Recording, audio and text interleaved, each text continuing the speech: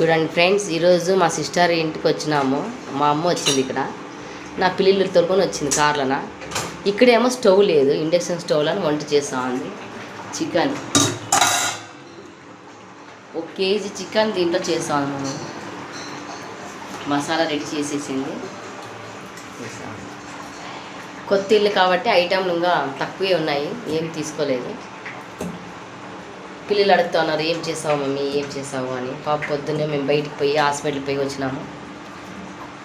ఏమేమో చికెన్కి ఏర్పాటు పెట్టుకోలేదు. ఆయమేమో మీటింగ్ పోయినారు, హస్బెండ్ వైఫ్. మా సిస్టర్ అంట హస్బెండ్. నేనేమో దొడ్బడాపూర్ నుంచి ఇటుకు వచ్చాను, సాధన చేద్దామని. వీడు చూస్తే స్టవ్ లేదు. ఏం చేస్తాము, ఏమైనా చేసుకుంటామా అని చెప్తే మేము చికెన్ వండి పెడతా ఉంది పిల్లలకు. ఇది నా కొడుకు, మై లవ్లీ మై సన్. వీడు తల్లిని ప్రేమించాలి కానీ వీడు బరే నానమ్మని ప్రేమిస్తాడు, అమ్మమ్మని ప్రేమిస్తాడు. ఏం చేయాల, నేను ఏం తక్కువ చేశాను రా అంటే ఆయమ్మ కావాలండి. ఆయన 10 రూపాయలు ఇస్తుందంటే అందుకే ఆయమ్మని ప్రేమిస్తాడట వీడు. ఎలాంటి వాడు ఉన్నారు చూడండి. ఏయ్ గ్లాస్ తీసుకో వాటర్కి.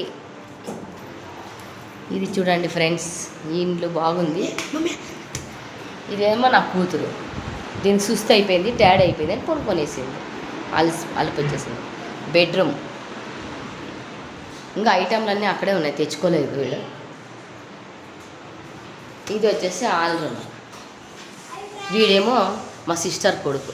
వీడు పెద్ద దొంగ మీద, వీడు తినేకి తిండు కానీ ఆట పిచ్చి ఫ్రెండ్స్ అంటాడు వీడు.